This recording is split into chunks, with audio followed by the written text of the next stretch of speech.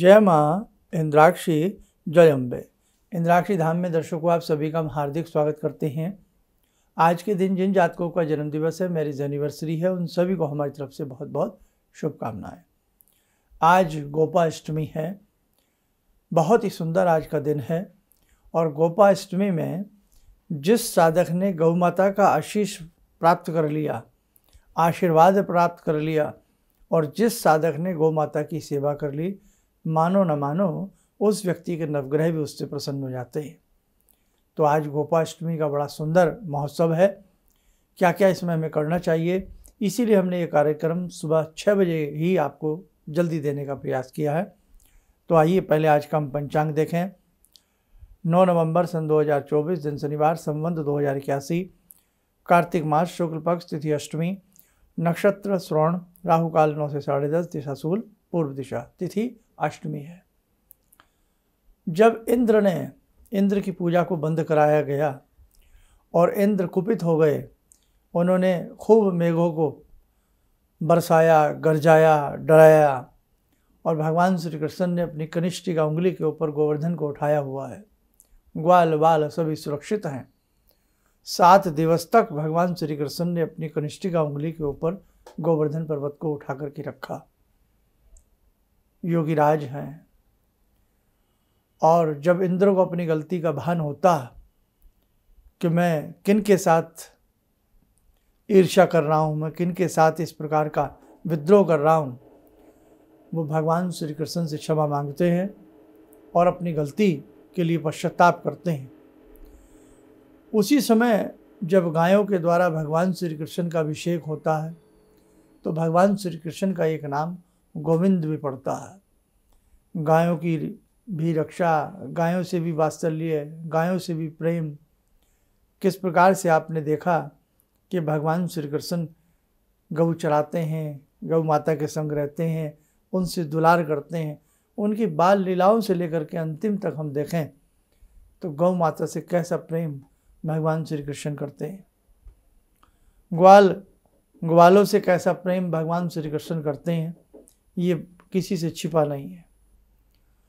तो 7 दिन तक पर्वत उठाया और 8वें दिन अष्टमी है, यानी कि आज की अष्टमी आप माने।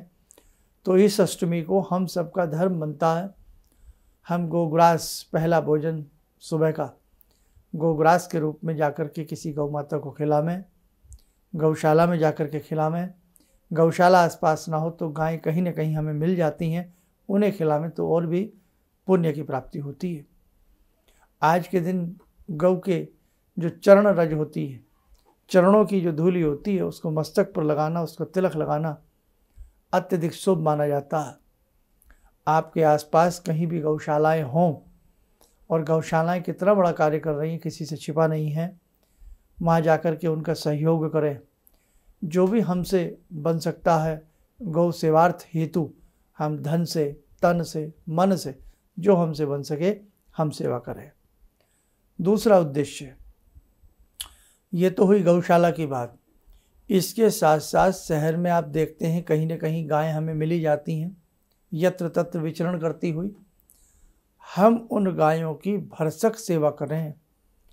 और आज इस गोपाष्टमी में हम ऐसा प्रतिज्ञा लें कि हम जो भी गाय पालते हैं तो ये दृष्टि ना हो कि साहब दूध ले लिया और गाय को हमने खुला छोड़ दिया। ऐसा नहीं होना चाहिए। महापाप की श्रेणी में आता, महापाप की श्रेणी में आता है ये।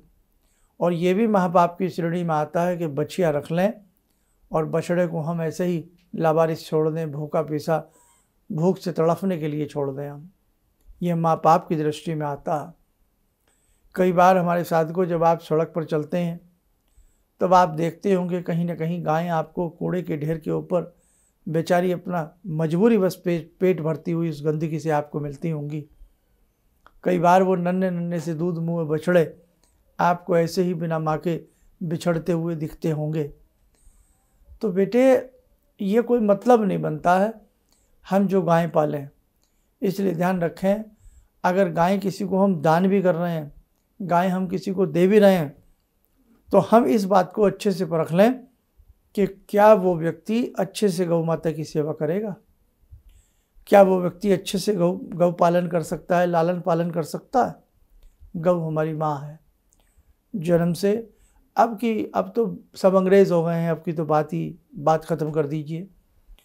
लेकिन गौ माता का आज भी जिन घरों में दूध के सेवन होता है उनसे पूछिए। जिन घरों में गाय माता हैं उन घरों की आभा अलग होती है। और बेटा जो गाय पालते हैं, आप चिंता मत करना, ज़िंदगी में सुख दुख सबके जीवन में आता है। हम गाय को क्या पालेंगे? गौ माता हमारा पोषण करती हैं, गौ हमें पालती हैं। जैसे एक माँ अपना दूध पिला करके अपने बच्चे को बड़ा करती है, उसका पोषण करती है, वैसे ही हम गौ माता का दूध पी करके बड़े होते हैं, हम जीवन जीते हैं। और गौ माता का दूध सर्वश्रेष्ठ बताया गया है, जिसके अंदर इतनी बुद्धि गाय के दूध पीने से बढ़ती है, गाय के घी के सेवन से बढ़ती है, गाय के मक्खन से बढ़ती है, आप पूछिएगा मत। सर्वश्रेष्ठ गाय का दूध है, आप इस बात से नकार नहीं कर सकते। बकरी का दूध है, भैंस का दूध है, और कहीं दूध हो सकता है, लेकिन गाय के दूध की जो है वो महिमा सबसे अपरंपार बताई गई है। गाय की जो आपने देखा है ऊपर का जो कुब होता है, गाय का ऊपर का जो होता है, गाय जैसे खड़ी होती है, ऊपर का जो उसका ऐसे हिस्सा वाला जो कुब होता है, उसमें सूर्य नाड़ी होती है देसी गाय में। तो देसी गाय में जो सूर्य नाड़ी होती है, उस नाड़ी का सीधा संबंध दुग्ध की धाराओं से भी होता है। अनेकों प्रकार से रोगों को लड़ने की क्षमता होती है उसमें। इसलिए गौ माता के स्पर्श में जो लोग रहते हैं वो वास्तव में धन्य हैं। और अपने अपने जो देसी गायों की नस्लें हैं उनके ऊपर आज बहुत हमें कार्य करने की आवश्यकता है। हरियाणा की अपनी नस्ल, पंजाब की अपनी नस्ल, गुजरात की जैसे गिर गायें पूरे विश्व में मशहूर है। और गिर गायें इतनी भोली होती हैं, इतनी सीधी होती हैं कि आप पूछिएगा मत। दूध पौष्टिकता की दृष्टि से लाजवाब दूध होता है। पंजाब की नस्ल देखें, साहिवाल, अपने आप में गजब होती है। हरियाणा में की नस्लें देखें, जो हरियाणवी गायें होती हैं, उनकी अपनी ही एक अलग अनुभूति होती है। अब जैसे कुछ नस्लों में हरियाणा में भी है थार पारकर, और आपके राजस्थान में भी थार पारकर हैं। तो थार पारकर ऐसी गायें जो थार को, बड़े से बड़े रेगिस्तान को पार कर जाएं और बिना प्यास के, बिना भूख के, मतलब ऐसी क्षमता, ऐसा उनके अंदर धैर्य होता। तो थार पारकर नस्ल तो बहुत ही अपने आप में खूबसूरत होती है, सुंदर होती हैं। और हमारा भी मन है थार पारकर गौ माता लाएँ, साहिवाल रखें, गिर रखें, और बहुत शीघ्र ही व्यवस्था आश्रम में गौ माता की कृपा से जैसे भी माँ चाहेंगी वैसे हो जाएगा। इसके लिए हमने राजस्थान में भी संपर्क किया और दाएं बाएं संपर्क किया कि शुद्ध देसी नस्ल की जो अपनी गायें हैं उनको ज़रूर अपने घर आंगन में उनकी पूजा होनी चाहिए। इसलिए बेटे, जो हमारी देसी नस्लें हैं भारत की, उन पर आप जोर दीजिए। और आज के दिन उन नस्लों के लिए, उन गौ माताओं के लिए, उनकी सेवा के लिए जो हमसे बन सके वो बने हम करें। जो गोपालन नहीं कर सकते, और ईश्वर की कृपा से उनके पास भगवान का दिया बहुत कुछ है, अपनी कॉलोनी में, अपनी गली में, अपने मोहल्ले में, अपने किसी क्षेत्र में गौ माता के लिए प्याऊ बनाई जाएं, पानी पीने की व्यवस्था की जाए, कहीं ऐसी चबूतरी सी बनाई जाए कि उनके लिए कुछ हरा चारा, कोई चीज़ें डाली जा सकें। तभी गोपाष्टमी का महत्व सार्थक होता है। ये नहीं कि आज गौ अष्टमी है, आज गौ का पूजन कर लो, उनके तिलक लगा दो एक दिन करके और साल भर छुट्टी। नहीं साहब, भावना हो तो हमेशा के लिए हो। हम खाना आज नहीं खाएंगे, हमें खाना रोज़ चाहिए, हमें नींद रोज़ चाहिए, हमें अब हमारी आवश्यकताओं की सब चीज़ें रोज़ चाहिए। तो क्या गौ माता को नहीं चाहिए? उन्हें भी रोज़ चाहिए। सड़ा गला बासी भोजन कदापि गौ माता को ना दें, किसी भी पशु को नहीं देना चाहिए।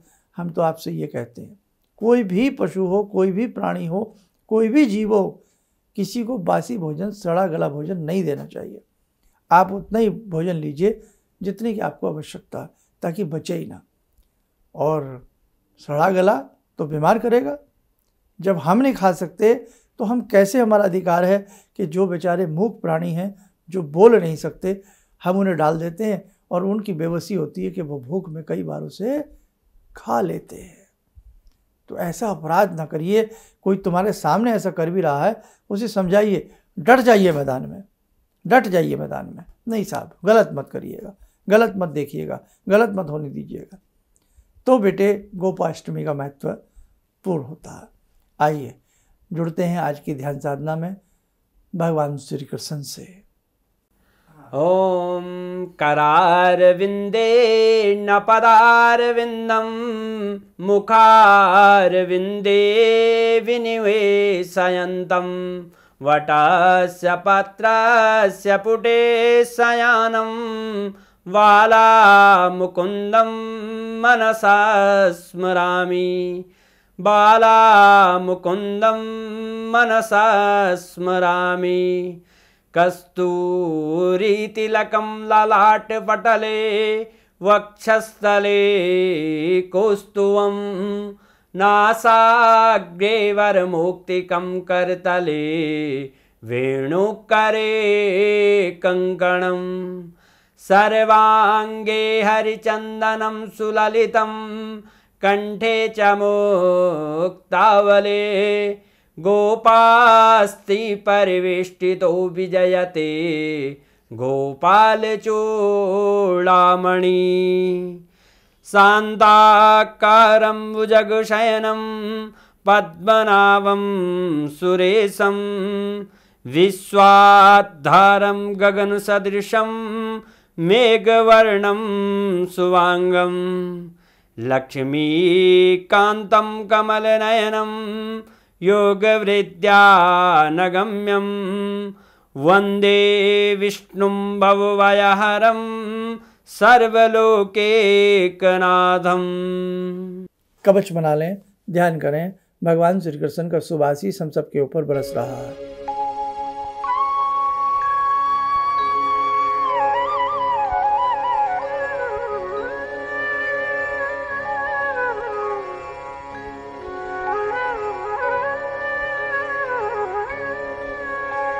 ओम बोलते हुए नेत्र खोलें, सामान्य हो जाए।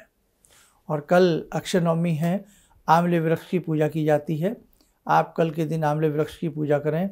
बड़े लोग आपको डराएंगे, कल रविवार है, संडे है, छूना मत, ये मत करना, ये हो जाएगा, वो हो जाएगा।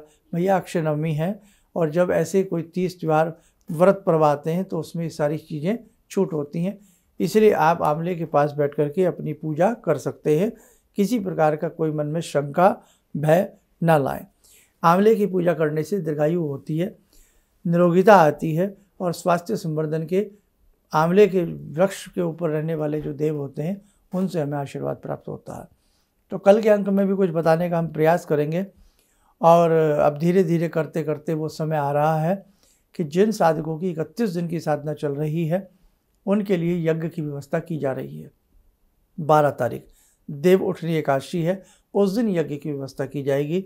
आप स्वयं यज्ञ नहीं कर सकते हैं तो चिंता मत करना, आप सबकी तरफ से इंद्राक्षी धाम में यज्ञ किया जाएगा। दूसरी बात, 15 नवंबर को शनि मार्गी भी हो रहे हैं, और 15 ही नवंबर को पूर्णिमा है। 15 नवंबर को ही आपने देखा है कि गंगा जी के घाटों पर देव दीपावली मनाई जाती है। इसलिए उस दिन दिए जरूर जलाएं। उस दिन देव दीपावली के रूप में अपने घर, आसपास, कुआं, बावड़ी, बावची को रोशन करने का प्रयास जरूर करें। आप एक बार कंधे से कंधा मिलाकर के अपने धर्म के साथ चल के तो देखिए, आपके जीवन में ना आनंद आए तो हमें बताइएगा। चलिए, आप सब लोग स्वस्थ रहें, सुखी रहें। इन्हीं शुभकामनाओं के साथ हम अपनी वाणी को विराम देते हैं। जय जय अम्बे।